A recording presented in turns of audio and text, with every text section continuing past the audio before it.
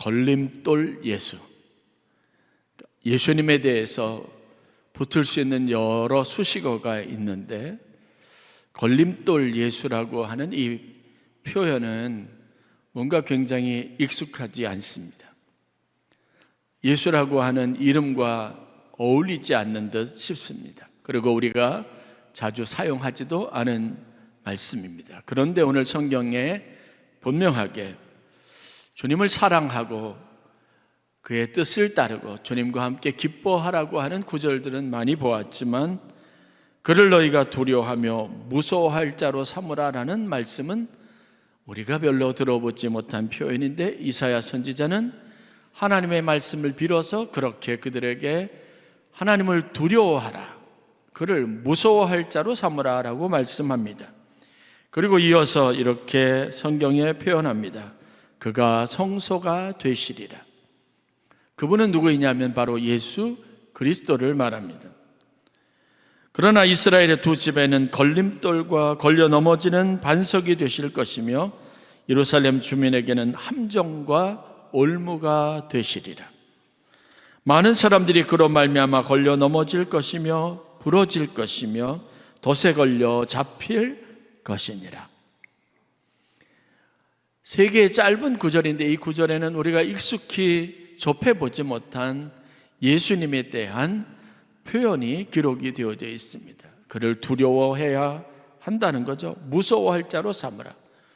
친구 예수는 우리가 많이 써본 말인데 두렵고 무서워할 자로 삼으라라고 말합니다. 그리고 이스라엘의 두 집에는 걸림돌과 걸려 넘어지는 반석이 되리라라고 말합니다. 이스라엘의 두 집, 그러면 북쪽 왕국 이스라엘과 남쪽 왕국 유다를 아마 말할 겁니다.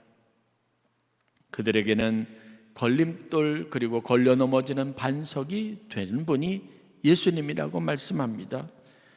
심지어는 예루살렘 주민에게는 예수님께서 함정과 올무가 되신다, 이런 표현을 사용하고 있습니다.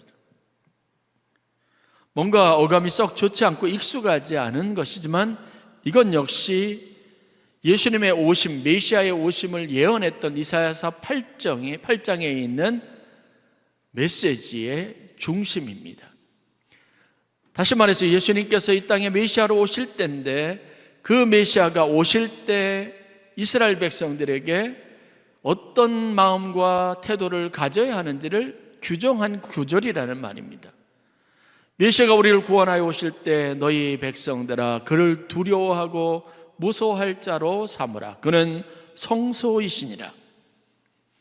이스라엘의 두 집에 있는 사람들에게는 그가 걸림돌이 될 것이며 걸러 넘어지는 반석이 되게 될 것이고, 특별히 예루살렘에 거하는 주민에게 예수는 함정과 올무가 될 것이라고 합니다.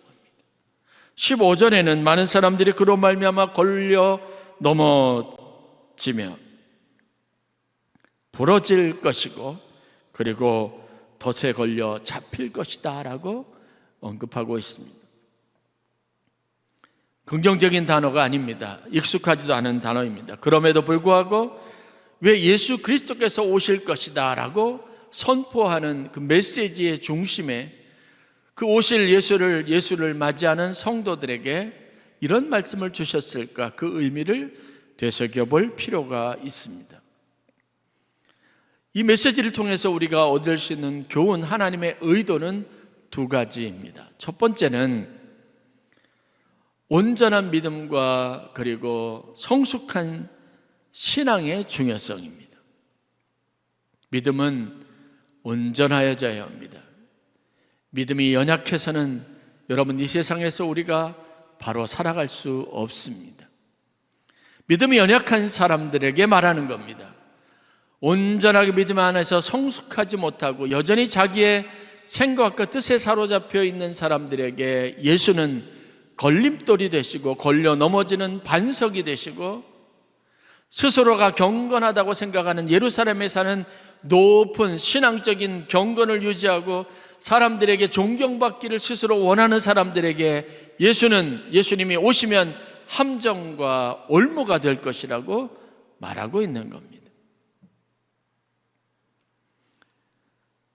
의미는 분명합니다.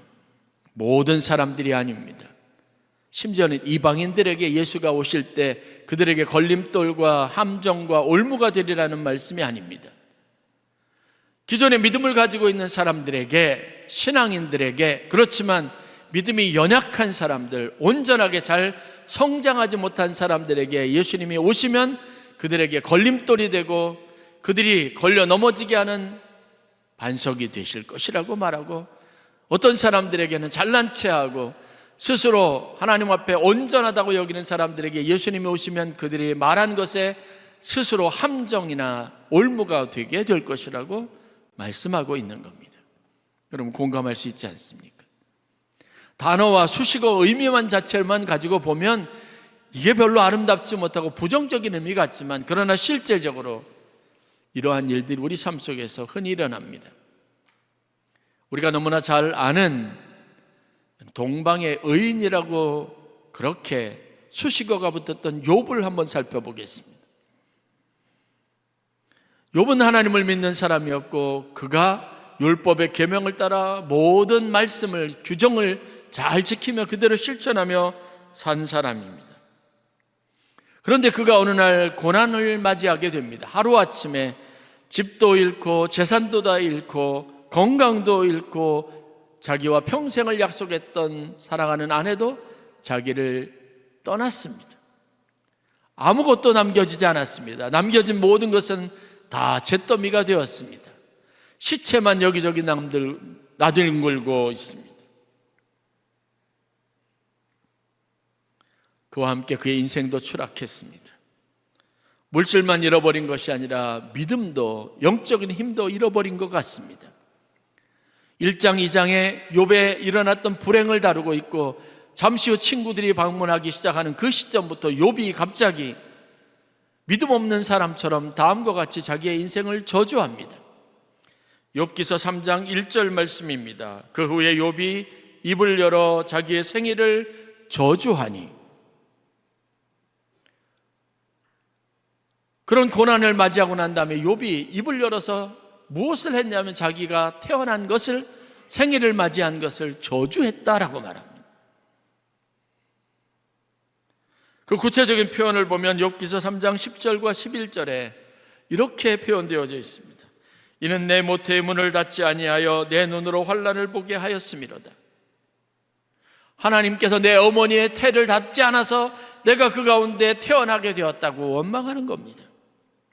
이어지는 말씀을 보면 어찌하여 내가 태어서 죽어 나오지 아니하였던가? 어찌하여 내 어머니가 해산할 때 내가 숨지지 아니하였던가? 여러분의 자녀가 여러분들에게 직접적으로 이렇게 말한다면 여러분 얼마나 낙심이 되겠어요? 왜 나를 이 세상에 태어나게 해서 이 고생을 하게 하느냐는 거예요. 욥은 사는 것이 죽는 것만 못하다고 하는 엄청난 괴로움을 토로하고 있습니다. 물론 졸지에 이와 같은 일을 당하면 그 누구도 욥처럼 말하지 않을 겁니다. 여러분이라고 딱히 자신 있게 나는 절대로 내가 태어난 것에, 내 삶에 대해서, 내 생명을 하나님이 주신 것에 대해서 원망하지 않을 자신 있다고 말할 사람 없을 겁니다. 온몸에 악창이 나서 기와로 그 하나를 긁어가면서 자신의 신세를 한탄합니다. 제가 금요일날, 토요일날 이틀 동안 얼굴에 붉은 반점이 막 생기기 시작하더니 가려워서 견디지 못하겠더라고요. 그 작은 것도 얼굴에만 난 반점인데도 알러지 반응인데요, 그것도 견디지 못하고 온통 집중이 되지 않아서 힘들었습니다. 그래서 어제 그냥 아침에 다짜고짜 병원부터 가서 약을 처방받고 그리고 크림을 받아서 바르고 나니까 조금 괜찮아지고 그나마 집중할 수 있어서 어제 오후부터 열심히 설교 준비하는데 좀 신경을 썼습니다. 아주 작은 것이라고 여러분 간과할 수도 없고 그것 때문에 얻는 고통이 보통이 아닌데, 욥의 경우는 하루아침에 모든 것을 다 잃었습니다. 멀쩡하던 것이 전부 다 망가져 버렸습니다. 그리고 자기 부인마저 자기에 대해서 원망, 비난을 쏟아붓고 떠나버렸습니다. 자식들도 다 하루아침에 죽음으로 시체로 변해버렸습니다. 그것에 대한 직접적인 고통을 토로하고 있는데 그 토로하는 내용들을 자세히 살펴보면 자신이 받은 것, 생명 있는 것에 대해서 원망하는 것 아니겠습니까? 여러분, 하나님이 주신 것이라고 기뻐하고 생명도 하나님이 주신 것이라고 고백했던 욥의 믿음이 다 어디 갔습니까? 그렇게 하나님을 향하여 믿음과 아름다운 찬양과 감사의 말을 쏟아냈던 욥이 지금은 같은 입으로 고난을 이야기하고 같은 입으로 하나님을 원망하고 불평하고 자신이 숨쉬어 사는 것조차도 괴로움이라고 토로하고 있습니다. 자신의 살아가는 삶이 주는 고통, 그 극한의 고통을 토로하고 있습니다. 생명을 주신 하나님께 감사하던 욥이 그 입으로 하나님 앞에 불평을 쏟아놓습니다. 차라리 나를 이 세상에 나오지 않게 하였으면 더 좋지 않았을 것 아니겠냐고 스스로 고백하고 있는 겁니다.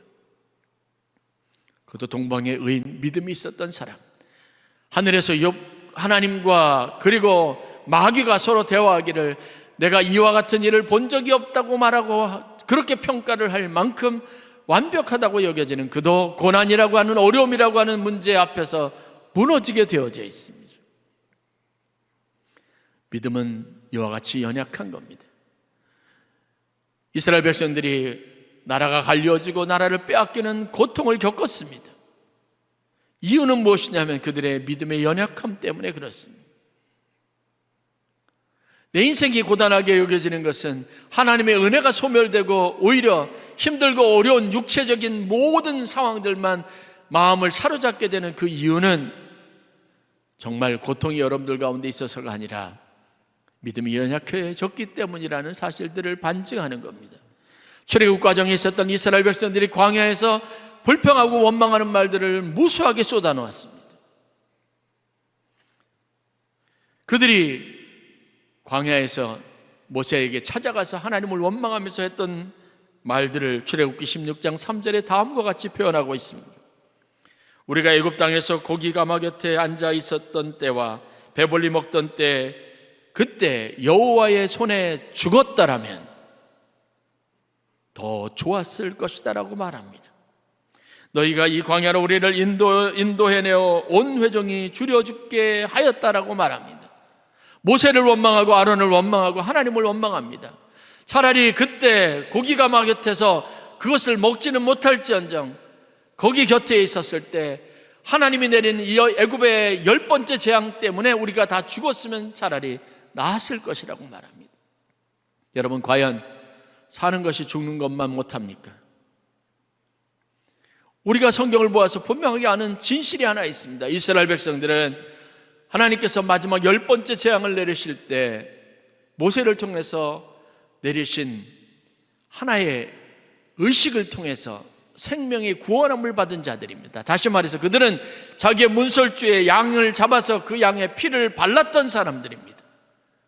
모세가 떠나자고 할 때 자기 짐들을 급하게 꾸리고 무교병을 먹고 짐을 싸서 모세의 뒤를 따르는 선택을 했던 사람들입니다. 그런데 지금 자기의 선택을 원망하지 않습니까? 무엇 때문에요? 삶이 좀 어려워졌다고, 먹을 게 당장 없다고 원망하는 겁니다. 신앙생활하면서 하나님 우리에게 주신 은혜는 분명히 있습니다. 그게 소멸되는 건 아닙니다. 사라지지 않습니다. 사람들 앞에 하나님이 내게 복을 주셨다, 하나님이 나를 구원해 주셨다 늘 말하고 살아왔습니다. 그런데 조금 어려움이 생기면 우리는 차라리 내가 예수를 믿지 않았으면 더 좋았을 뻔했다고 말하는 걸 습관처럼 하고 있는 사람들입니다. 왜요?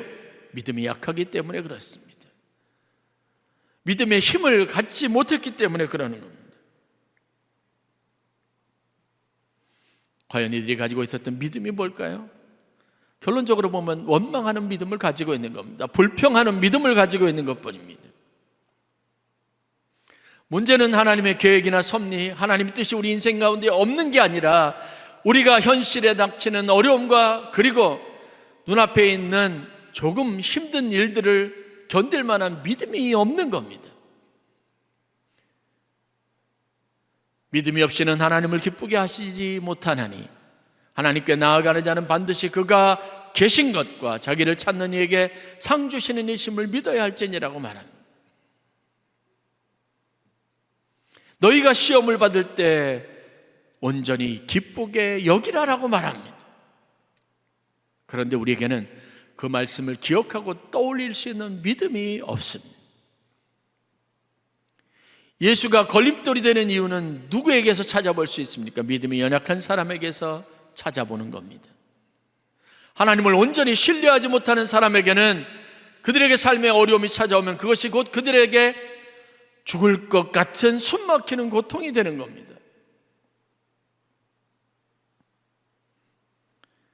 우리의 연약함과 하나님을 온전히 신뢰하지 못하는 불완전한 믿음이 문제입니다. 그런 사람들에게는 예수님이라고 하는 존재가, 신앙이라고 하는 것이 걸리적거리고 불편하게 만들고 우리를 힘들게 만들고 자유하지 못하게 하는 겁니다. 그래서 신앙의 초보 단계에 있는 사람들이 항상 이야기하는 말을 들어보면 목사님 차라리 예수를 믿지 않았으면 훨씬 더 자유로울 뻔했어요. 교회 다니지 않을 때는 모든 것에서 양심이 가책도 없었고 자유로웠는데 목사님 말씀하기는 예수를 믿으면 자유하게 될 것이라고 하는데 더 많은 구속이 있고 더 많이 불편해지는 게 현실이라고 말하는 이유가 거기 있습니다. 온전한 믿음의 성숙함이 우리에게 여전히 없기 때문에 그렇습니다. 그런 사람들에게, 그런 자들에게 예수는 걸림돌이 되고 걸려 넘어지는 반석이 되고, 그런 마음을 가지고 살아가는 사람들에게 예수는 인생의 함정과 덫과 올무처럼 여겨진다는 겁니다. 그러니 차라리 하나님을 두려워하고 무서워할 자로 삼는 것이 당연하다고 말하는 겁니다. 그러면 그 두려움 때문에 원망이라도 못할 것 아닙니까? 예수님께서 주실 심판이 무서워서 그래도 견디기라도 할 것 아니냐는 말입니다. 결국 하나님을 온전히 신뢰하지 못하고 믿지 못한다면 우리 인생의 예수 그리스도는 걸림돌이 될 수밖에 없습니다. 언제나 걸려 넘어지게 하는 거추장스러운 존재만 될 뿐입니다.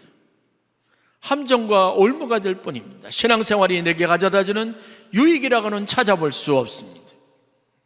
사람들 관계에 넘어집니다. 좌절합니다. 사람들 때문에 신앙생활에 회의감을 갖는 일을 매일같이 반복할 뿐입니다.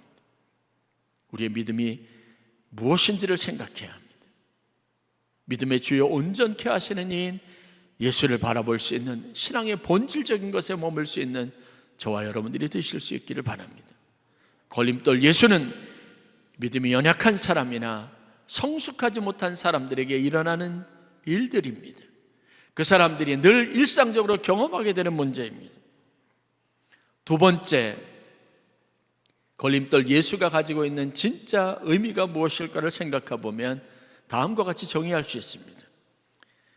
인생의 걸림돌이 결과적으로는 우리의 성장과 축복의 밑거름이 된다는 사실을 말하고 있는 겁니다.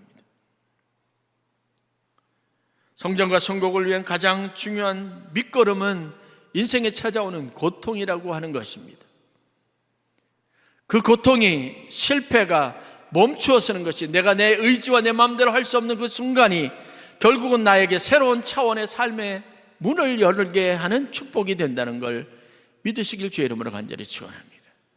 그래서 그 예수가 오셔야, 그 예수라고 하는 이름의 걸림돌에 넘어져 봐야, 실패해 봐야, 우리가 얼마나 믿음이 약한 사람인지 경험해 봐야 그 예수를 통해서 우리가 온전한 생명을 얻을 수 있고 영원히 죽지 아니할 구원의 은총을 힘입을 수 있다고 하는 말씀, 반증입니다. 이사야서 28장 16절에 예수님의 메시아에 대해서, 그분의 오심에 대해서, 그분의 걸림돌이라고 말하면서 이어지는 이사야를 통해서 하나님이 다음과 같은 메시지를 주십니다. 이사야서 28장 16절 말씀입니다.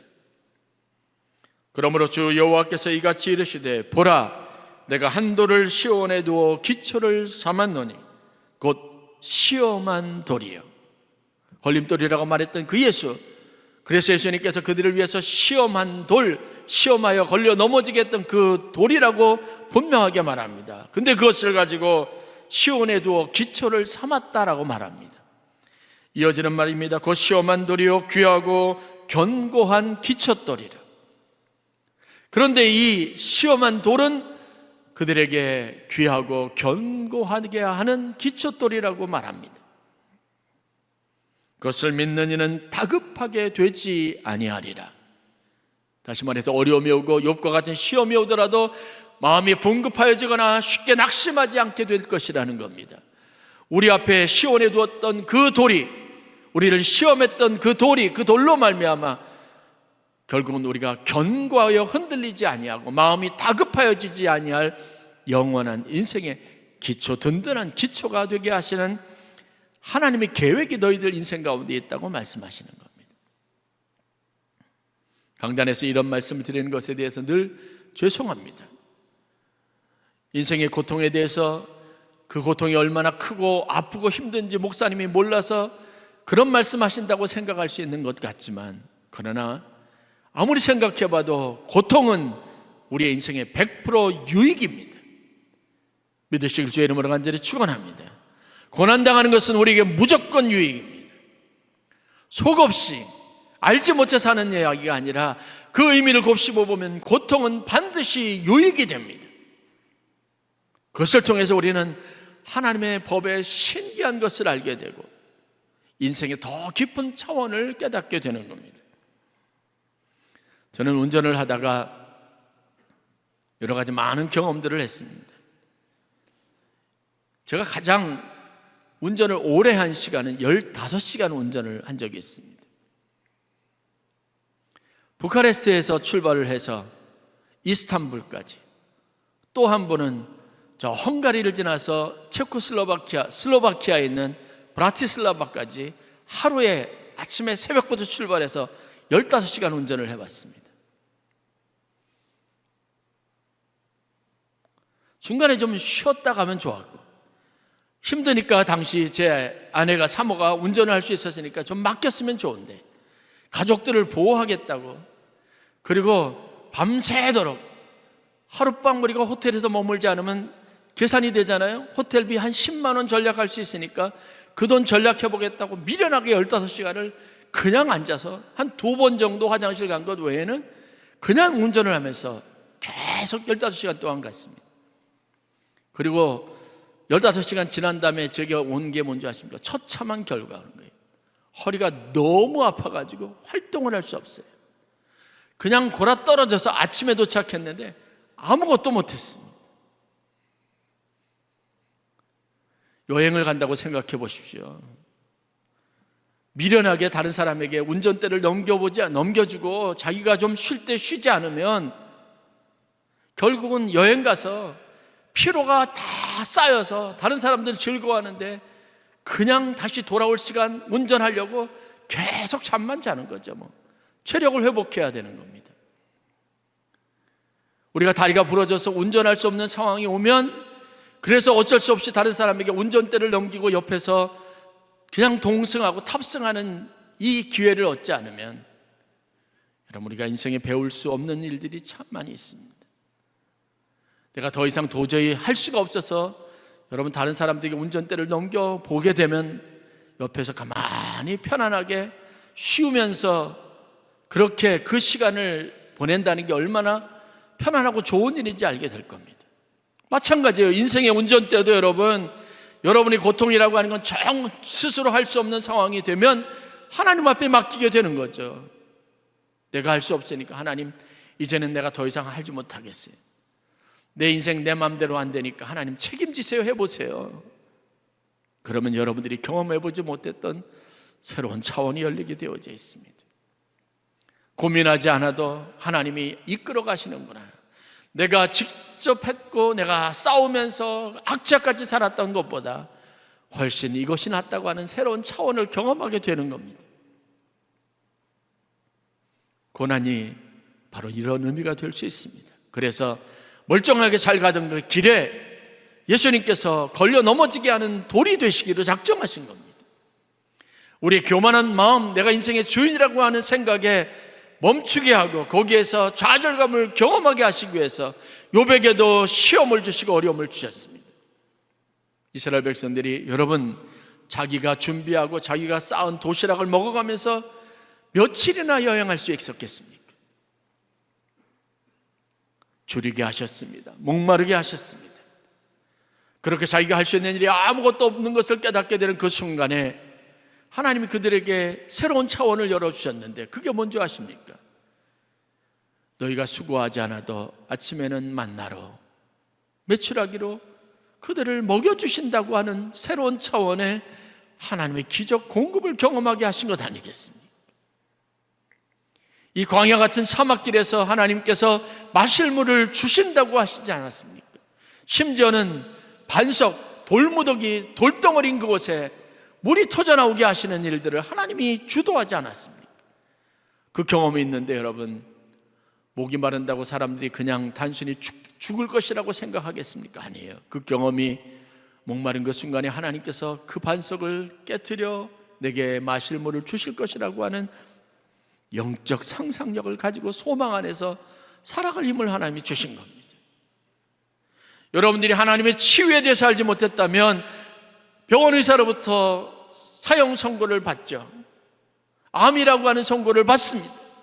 인생에 더 이상 무슨 소원이 더 품을 생각이 있겠어요? 절망할 수밖에 없지만 우리에게는 치유자 되시는 하나님이 있지 않습니까? 그 하나님이 내 상처 부위에 손을 대시면 깨끗하게 나을 것이라고 하는 사례로, 소망으로, 말씀으로 우리를 위로하지 않습니까?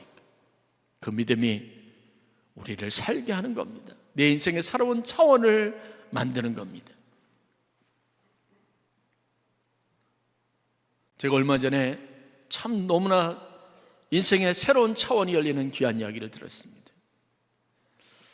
임신하고 아이를 이제 출산해야 되는 산모가 있는데 전치태반이 문제라는 거예요. 근데 그 전부터 좀 몸에 혹이 있어가지고 이것 때문에 늘 고민하고 아이 갖는 문제 때문에 굉장히 여러 가지 많은 고민이 많고 기도 제목이 많았던 거예요. 그런데 이 아이가 자라서 기도 많이 하면서 하나님께서 혹이 있고 전치태반에 문제가 있음에도 불구하고 잘 출산하기를 위해서 많은 사람들이 기도합니다.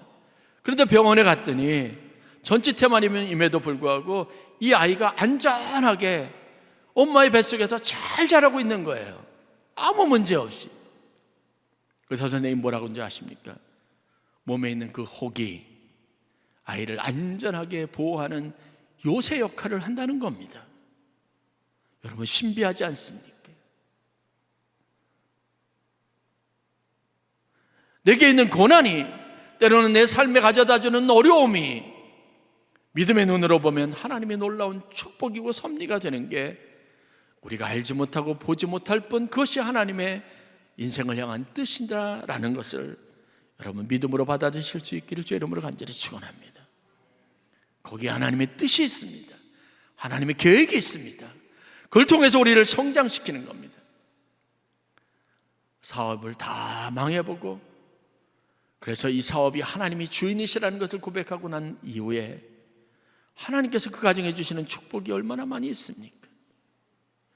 자녀들을 키워보면서 여러 가지 많은 어려움을 겪으면서 이 자녀가 하나님의 것이라고 드리고 난 다음부터 내 삶에 열어지게 되는 새로운 믿음의 차원을 겪어보는 많은 사람들이 있습니다. 생명이 얼마나 귀중한 것인가 알게 되지 않았습니까?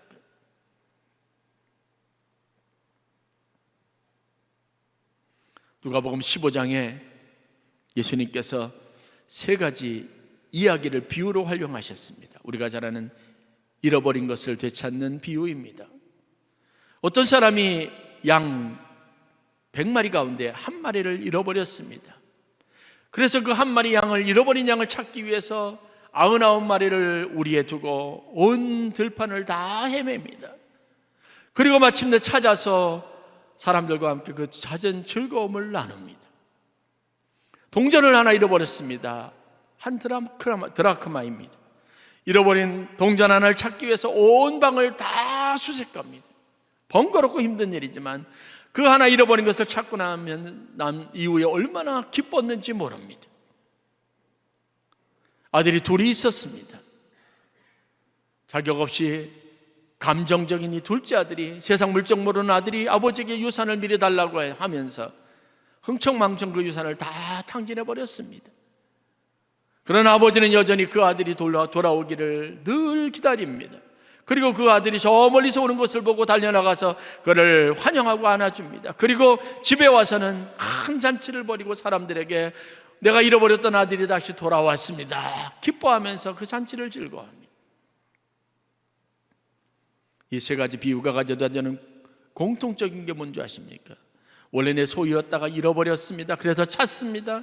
그 찾은 이후에 너무 즐겁고 기쁘고 감사해서 사람들과 함께 그 집 기쁨을 나누고 있다는 공통적인 분모가 있습니다. 반복되는 메시지입니다. 그러나 이 메시지를 통해서 예수님께서 하시고 싶었던 메시지의 핵심이 뭔지 아십니까? 잃어버린 것을 통해서 내게 있었던 하나의 가치가 얼마나 소중한 것인지를 깨닫는다는 겁니다. 그것을 위해서 하나님께서 자기 독생자 예수를 이 땅에 보내셨다는 겁니다. 왜 굳이 그런 자격도 안 되고 쓸모없고 부모를 거역하고 배신한 떠나간 것, 그것에 연연하느냐고, 그 모든 책임이 원인 제공자에게 있다고 말하는 세대에게 하나님은 그렇게 말하지 않습니다. 이는 내 사랑하는 아들이라고 합니다. 그 내 사랑하는 아들 중에 하나를 잃어버린 겁니다. 그런데 어찌 찾지 않겠느냐는 겁니다. 그것을 위해서 어떻게 전력을 다하지 않겠느냐는 겁니다. 여러분, 우리가 있던 것을 잃어봐야 그것이 얼마나 소중한 가치가 있는지 아는 겁니다. 평범한 일상이 얼마나 놀라운 하나님의 축복인지를, 완벽한 하나님의 가장 큰 기적이 내게 일상을 살아가게 하는 것이라는 것을 그때서야 비로소 깨닫게 되고 우리의 믿음은 한 차원 더 높아지게 되는 겁니다. 결론은 간단합니다. 믿음이 약한 사람들에게 예수는 걸림돌입니다. 그냥 넘어지는 겁니다. 넘어지는 것으로 끝장나는 겁니다. 그러나 믿음에 성장하고 믿음에 온전하게 되는 사람들에게 예수는 걸려 넘어져서 인생의 새로운 차원으로 나아가게 하고 더 단단해지고 더 온전하게 되어지는 인생의 축복이자 기회가 되는 겁니다. 예수님의 십자가는, 저 십자가가 아름다운 것은 골고다로 걸어 올라가시며 사람들에게 조롱받았던, 옷이 찢겨지고 가신 면류관을 강제로 머리에 덮어 쓰셨던, 피 흘리셨던 예수님의 고난이 결부되어져 있어서 그 고난이 가져다주는 숭고한 아름다움이 있는 겁니다. 저 십자가는 그 고난과 죽음을 통해서 부활이라고 하는 영원한 생명과 그 약속을 우리에게 주신 하나님의 사랑의 상징입니다. 치열한 상, 자기 몸을 아낌없이 들여서 우리에게 주셨던, 쏟아부었던 사랑의 의미가 되는 겁니다. 그러므로 여러분의 인생이 소중한 것은, 여러분에게 하나님 주신 믿음이 아름다운 것은 실패와 고난의 경험을 통해서 더 뚜렷해지고 더 선명해지는 특징을 가지고 있습니다. 여러분의 인생에 하나님 여러 가지 십자가가 있습니다. 나를 따라오려거든 자기를 부인하고 자기 십자가를 지라고 해서 우리에게 맡겨주신 십자가입니다. 그게 우리에게는 벅차 보일 수도 있고 힘들고 어려울 수도 있습니다. 그러나 그 십자가, 그 걸림돌이 여러분의 인생에 얼마나 놀라운 축복이 되는지 믿으시기를, 묵상할 수 있기를 주의 이름으로 간절히 축원합니다. 여러분에게 문제가 있고 십자가가 있어서 여러분들이 더 하나님과 깊어질 수 있고 하나님 앞에 한 번이라도 더 무릎 꿇을 수 있고, 여러분들이 그 단에서 여러분 그래서 인간의 감정을 따라 쉽게 요동치는 사람이 아니라 그것을 절제하고 참아가면서 여러분의 삶의 기반 안에 하나님의 은혜를 담아가고 사모하면서 그 은혜로 채워가는 더 풍성한 인생을 살아가는 하나님의 자녀가 될 수 있는 축복을 누리게 된 겁니다. 우리가 신앙생활을 하면서 이런 깨달음을 얻게 되는 것은, 이런 기회를 얻게 되는 것은 분명 축복입니다. 비록 고난과 고통, 혼란을 통해 알게 되는 것일지라도 이것이 여러분에게는 하나님이 주신 기회이자 일생일대 축복이라는 믿음과 고백이 있기를 간절히 축원합니다. 불편하지만 그러나 인생에는 반드시 필요한 고통이 있습니다. 하나님은 그것을 여러분들에게 주십니다. 그것이 걸림돌 예수라고 하는 이 표현 안에 담겨져 있는 하나님의 심오함이고 하나님의 아름다움입니다. 이 사순절 기간 동안 여러분들이 또 걸려 넘어지고 또 쓰러지는 경험들을 통해서 십자가의 영광에 부활의 즐거움에 동참하는 은혜가 있기를 간절히 축원합니다. 기도하겠습니다.